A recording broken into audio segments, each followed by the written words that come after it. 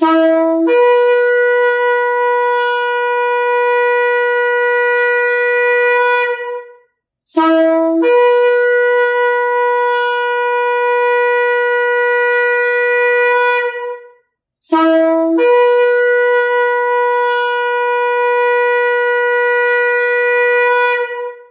RPK yang dikasihi Tuhan dimanapun Anda berada.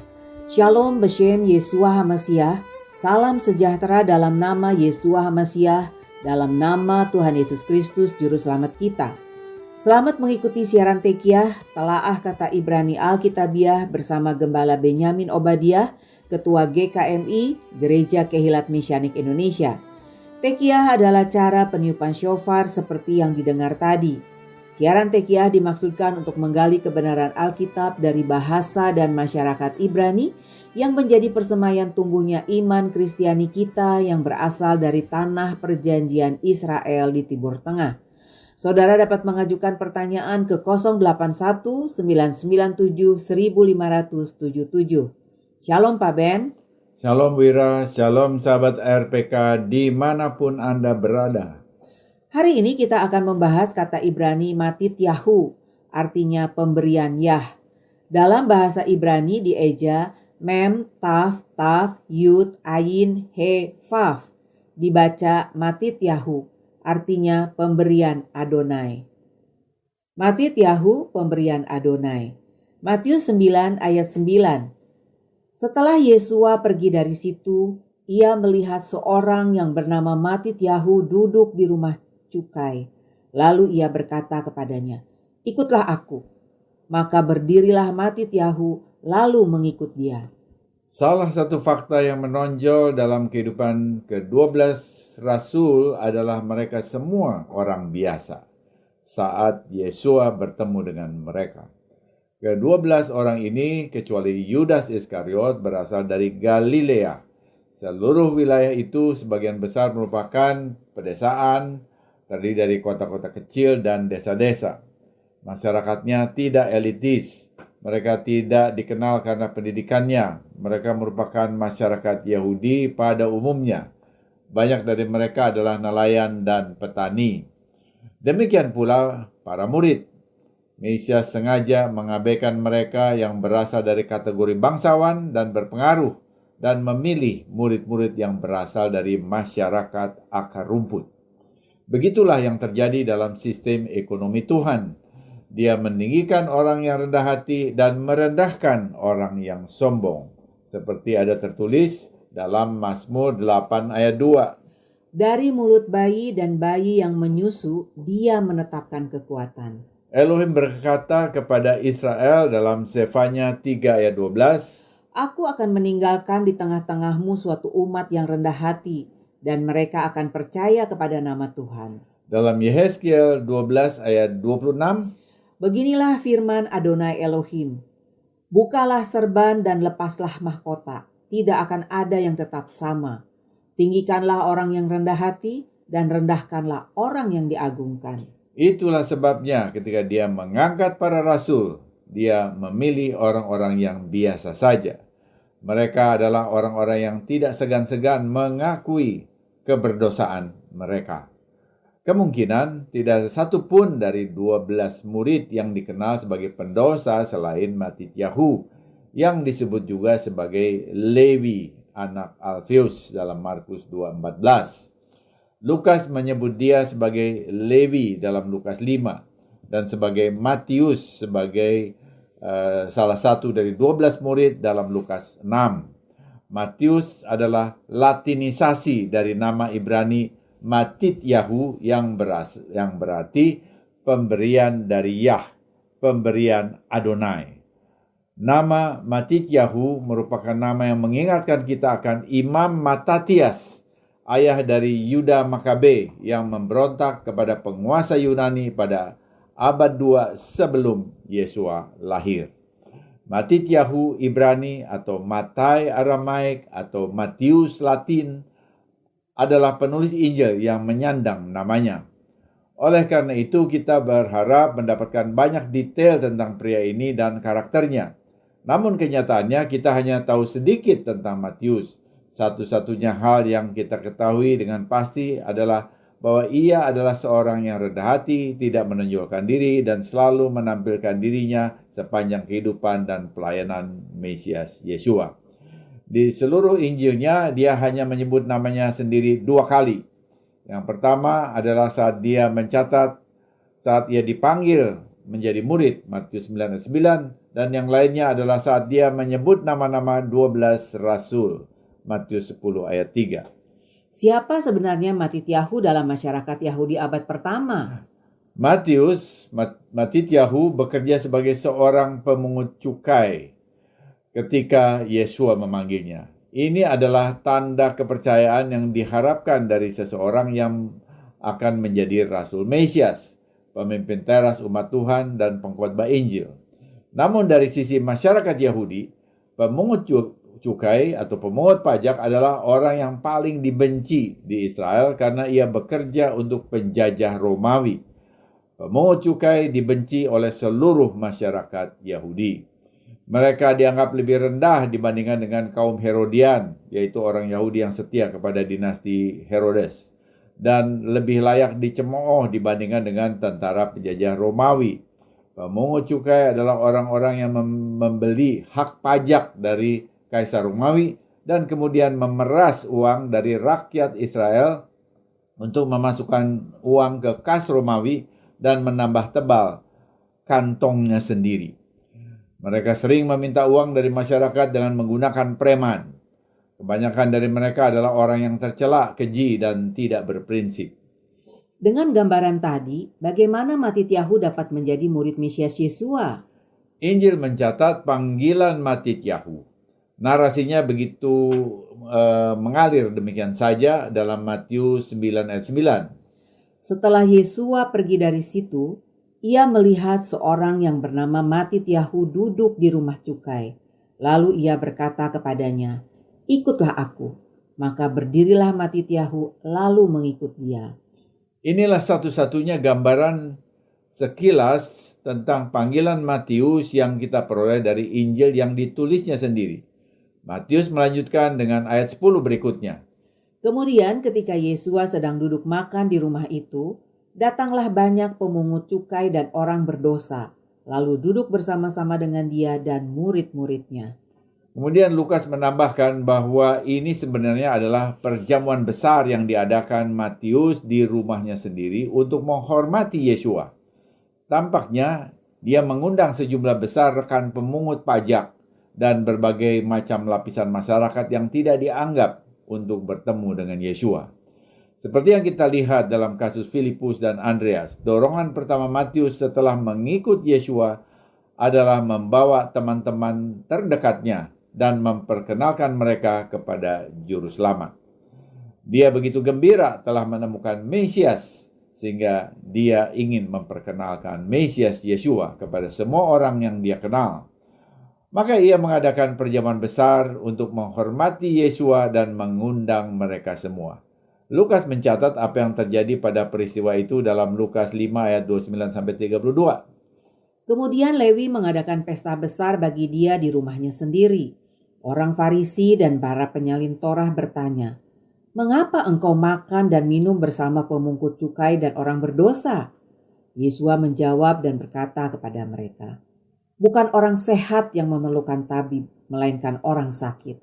Aku datang bukan untuk memanggil orang benar, melainkan orang berdosa untuk bertobat."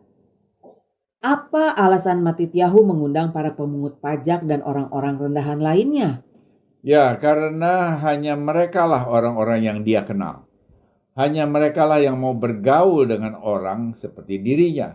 Dia tidak mengenal satupun elit kaum ulama untuk diundang ke rumahnya. Dia adalah seorang pemungut pajak yang secara sosial berada pada tingkat yang sama dengan perempuan Sunda, Matius 21 ayat 32. Bagi orang Yahudi seperti Matityahu, menjadi pemungut pajak adalah hal yang lebih buruk lagi.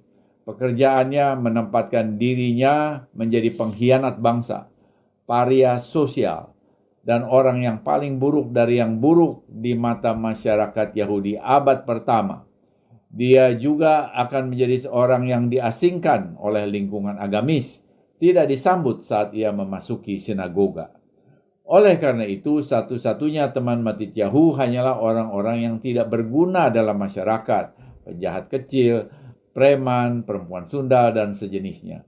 Mereka lah yang dia undang ke rumahnya untuk bertemu dengan Yesua. Yesua dan para murid, menurut catatan Matius sendiri, dengan senang hati datang dan makan bersama dengan orang-orang seperti itu. Tentu saja, orang-orang dari lembaga keagamaan marah dan tersinggung. Mereka tidak membuang waktu untuk menyuarakan kritik mereka kepada para murid. Namun, Yesua menjawab dengan mengatakan bahwa orang sakitlah yang membutuhkan dokter. Dia datang bukan untuk memanggil orang-orang yang menganggap diri benar, melainkan orang-orang yang berdosa agar bertobat. Dengan kata lain, tidak ada yang dapat dia lakukan bagi kaum elit ulama selama mereka tetap mempertahankan sifat munafiknya. Hanya orang-orang seperti Matityahu yang bersedia mengakui dosanya dapat diampuni dan mengalami penebusan. Menarik untuk dicatat bahwa 3 pemungut cukai secara khusus disebut dalam Injil, dan masing-masing dari mereka mendapatkan pengampunan. Ada Sakai yang dihelenisasi menjadi Sakius dalam Lukas 19, kemudian pemungut cukai yang disebut dalam perumpamaan Lukas 18, dan ketiga Matityahu yang dilatinkan menjadi Matius. Dalam pelayanannya, Yesua menjangkau para pemungut cukai dan orang-orang berdosa. Mereka mendekat kepadanya untuk mendengarkan dia, sehingga mereka mengakui kebenaran Elohim. Lukas 7 ayat 29. Sebaliknya, Yesua menegur para pemuka agama dalam Matius 21, 31 sampai 32 dengan berkata, Sesungguhnya aku berkata kepadamu, bahwa para pemungut cukai dan para perempuan sundal masuk ke dalam kerajaan Elohim sebelum kamu. Sebab Yohanes datang kepadamu di jalan kebenaran, dan kamu tidak percaya kepadanya. Tetapi para pemungut pajak dan para perempuan sundal itu percaya kepadanya. Dan ketika kamu melihatnya, kamu kemudian tidak menyesal, dan kamu juga tidak percaya kepadanya. Perumpamaan pemungut cukai dan orang berdosa dalam Lukas 18 sangat mungkin didasarkan pada kejadian nyata. Dalam ayat 10-14, Yesua berkata, 2 orang pergi ke bait suci untuk berdoa. Yang satu adalah seorang Farisi dan yang lainnya adalah seorang pemungut cukai. Orang Farisi itu berdiri dan berdoa dalam hati. Tuhan, aku bersyukur kepadamu karena aku tidak seperti orang lain. Bukan perampok, bukan orang lalim, bukan pezinah, dan bukan juga seperti pemungut cukai ini. Aku berpuasa 2 kali seminggu. Aku memberikan persepuluhan dari semua yang kumiliki. Dan pemungut cukai yang berdiri dari jauh tidak mengangkat matanya ke langit, malah memukul dadanya sambil berkata, Ya Tuhan, kasihanilah aku orang berdosa ini. Kemudian Yesua menegaskan, Aku berkata kepadamu, orang ini pulang ke rumahnya sebagai orang yang dibenarkan dan orang yang lain itu tidak. Sebab setiap orang yang meninggikan diri akan direndahkan dan barang siapa yang merendahkan diri akan ditinggikan. Perhatikan bahwa pemungut pajak atau cukai berdiri dari jauh. Dia diharuskan seperti itu. Dia tidak akan diizinkan melewati pelataran bangsa-bangsa di bait suci. Bahkan para pemungut cukai pun harus menjaga jarak dengan kelompok manapun, karena mereka sangat tidak disukai lainnya. Didorong oleh kebencian pada penjajah Romawi yang didukung oleh pemungut cukai, literatur Yahudi Talmud mengajarkan bahwa membohongi dan menipu seorang pemungut cukai adalah hal yang benar. Karena itulah yang pantas diterima oleh seorang pemeras profesional. Jelasnya, pemungut cukai mempunyai jumlah tertentu yang sah untuk dipungut bagi pemerintah. Roma 22 ayat 21. Namun ada kesepakatan yang tidak terucapkan dengan Kaisar Romawi bahwa mereka dapat menentukan berapapun biaya lain dan pajak tambahan yang dapat mereka pungut, dan mereka diizinkan untuk mengambil persentasenya sendiri. Ada 2 macam pemungut pajak, yaitu gabai dan mokhes. Gabai adalah pemungut pajak umum. Mereka memungut pajak properti, pajak penghasilan, dan pajak pemungutan suara. Pajak-pajak ini ditentukan berdasarkan penilaian resmi, jadi tidak banyak suap pada tingkat ini.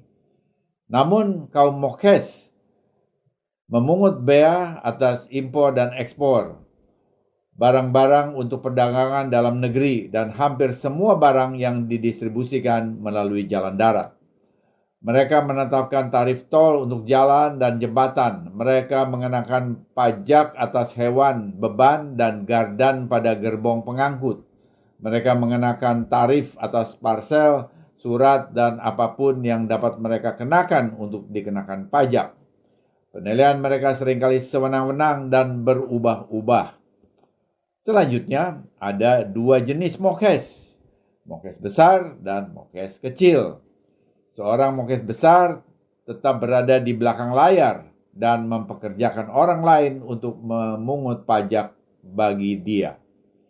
Sakeus tampaknya adalah seorang mokhes besar, seorang kepala pemungut pajak, Lukas 19 ayat 2. Agaknya, Matityahu adalah seorang mokhes kecil, karena ia bertugas di kantor pajak tempat ia berurusan dengan orang-orang secara langsung. Matius 9 ayat 9. Dialah orang yang paling dilihat dan dibenci orang. Dialah yang terburuk dari yang buruk. Tidak ada orang Yahudi waras dan menghargai dirinya sendiri yang mau memilih pekerjaan menjadi pemungut cukai. Dia dengan jelas telah memisahkan dirinya tidak hanya dari bangsanya sendiri, namun juga dari kesetiaannya akan Tuhan. Lagi pula, ia dilarang memasuki sinagoga dan dilarang datang membawa korban ke bait suci. Karena persembahan korbannya dianggap berasal dari penarikan pajak yang tidak jelas. Akibatnya, kondisi rohani mereka semakin buruk dan lebih buruk daripada orang yang bukan Yahudi. Karena itu, bagi Matityahu adalah kenyataan yang menakjubkan ketika Yesua memanggilnya sebagai murid. Itu terjadi tiba-tiba. Menurut catatan Matius sendiri, Yesua melihatnya duduk di gerai pajak dan hanya berkata, "Ikutlah aku." Matityahu seketika dan tanpa ragu-ragu bangun dan mengikuti dia. Ini menunjukkan suara batin Matityahu yang paling dalam.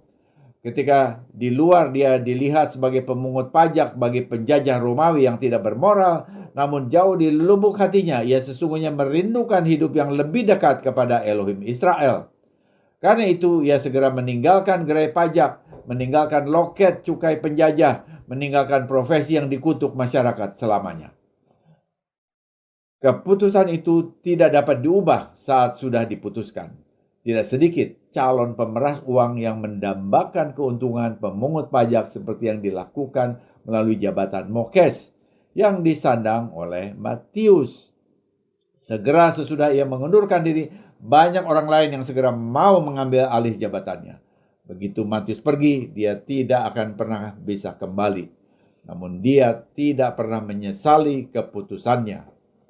Apa yang ada dalam diri pria seperti Matius yang menyebabkan dia meninggalkan segalanya sekaligus seperti itu? Kita mungkin berasumsi bahwa dia adalah seorang materialistis. Pada suatu saat dia pernah ada pada posisi itu. Namun sesudah meninggalkannya, dia tidak pernah lagi berada dalam posisi seperti itu. Tetapi mengapa dia meninggalkan segalanya dan mengikuti Yesua walaupun tanpa mengetahui apa yang akan terjadi di masa depan? Jawaban terbaik yang dapat kita simpulkan adalah bahwa apapun yang dialami, jiwa Matityahu tersiksa karena profesi yang dipilihnya. Jauh di lubuk hatinya, dia adalah seorang Yahudi yang menyintai tanah, kitab suci Yahudi. Dia lapar secara rohani. Pada titik tertentu setelah dia memilih karirnya yang tercela, dia dilanda rasa lapar spiritual yang amat sangat, yang mendorongnya menjadi seorang pencari kebenaran sejati. Sementara itu, Mesias sedang mencari orang yang mau melayani Tuhan. Keduanya bertemu ibarat gayung bersambut. Matityahu mengetahui tanah, yaitu Torah, kitab nabi-nabi, dan tulisan. dengan sangat baik. Ini terbukti karena ia mengutip Tanakh sebanyak 99 kali di dalam Injilnya.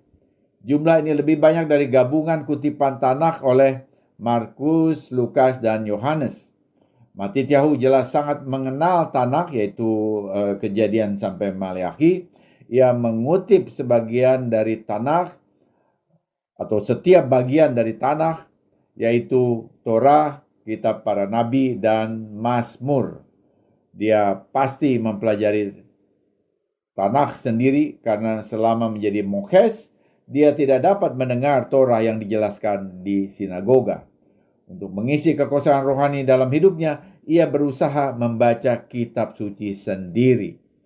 Dia percaya pada Elohim yang benar, mengetahui wahyu yang tertulis di dalam kitab suci yang berasal dari Elohim Israel. Dia memahami janji-janji Mesias.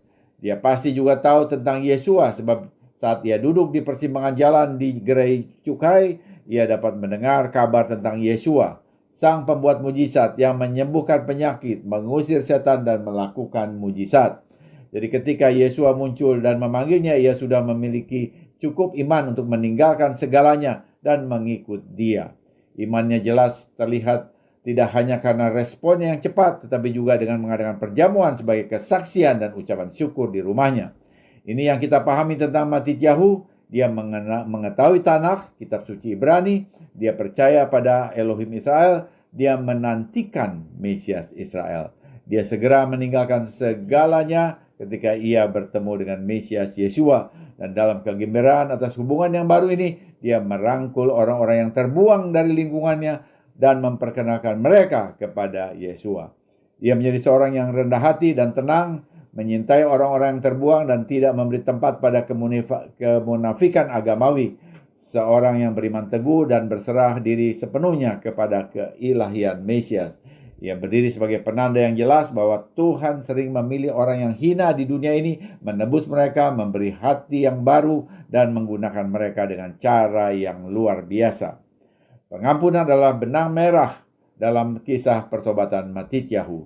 Tentu saja sebagai seorang pemungut pajak, Matityahu mengetahui dosanya, keserakahannya, dan pengkhianatannya terhadap bangsanya sendiri.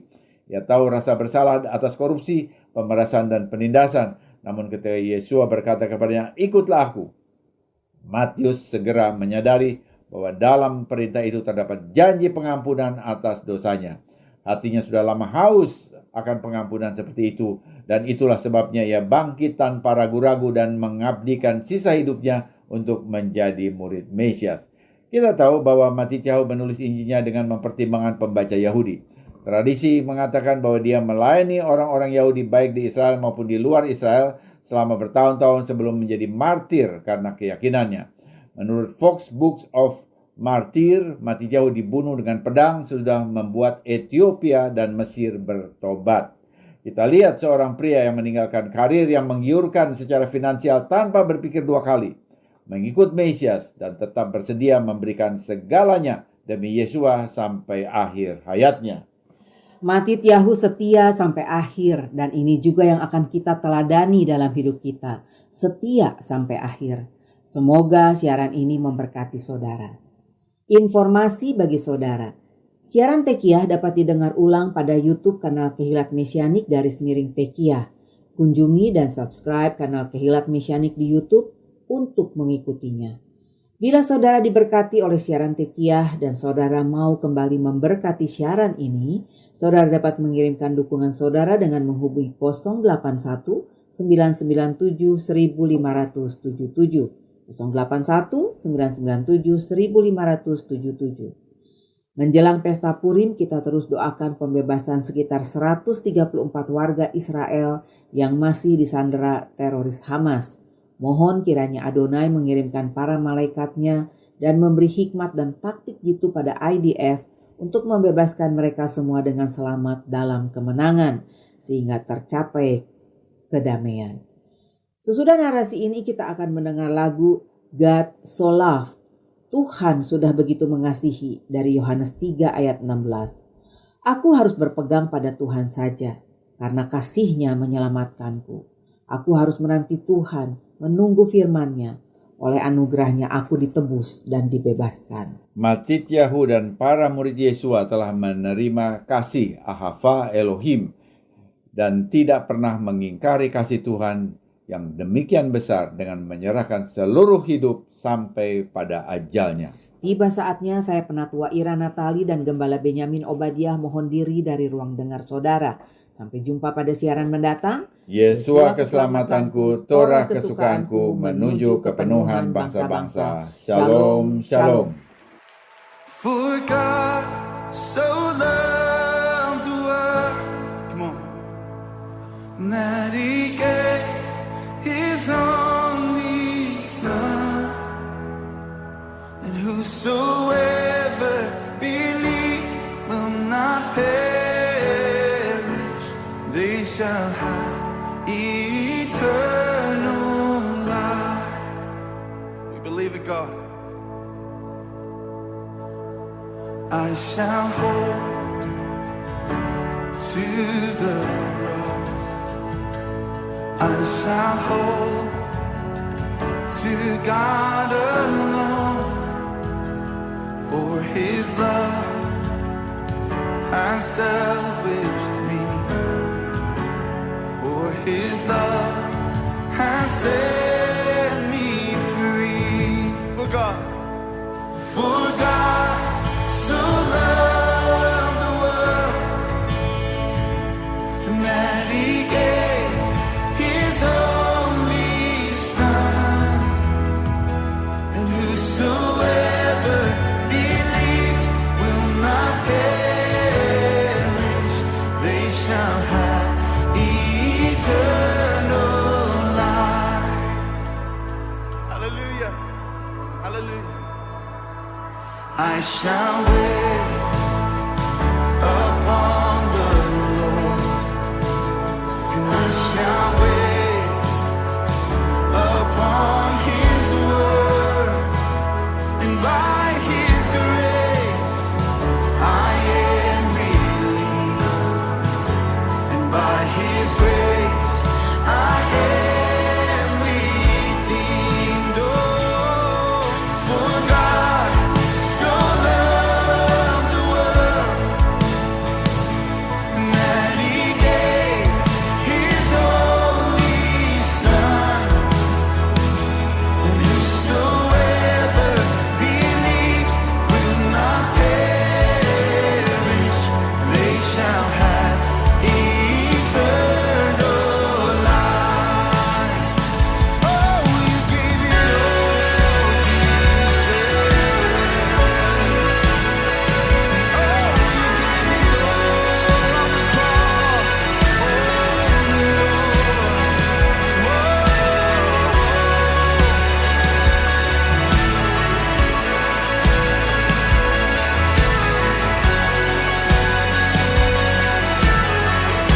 Come on, we sing.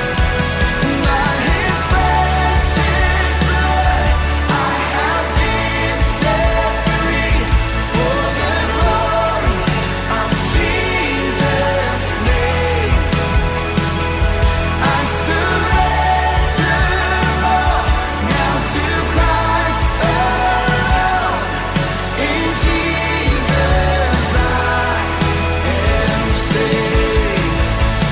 By His precious blood, I have been set free, for the glory of Jesus' name. I surrender all now to Christ alone. In Jesus I am saved. For God so loved the world that He gave His only one and only Son. Whosoever believes will not perish, they shall have eternal life. Yes, they shall have eternal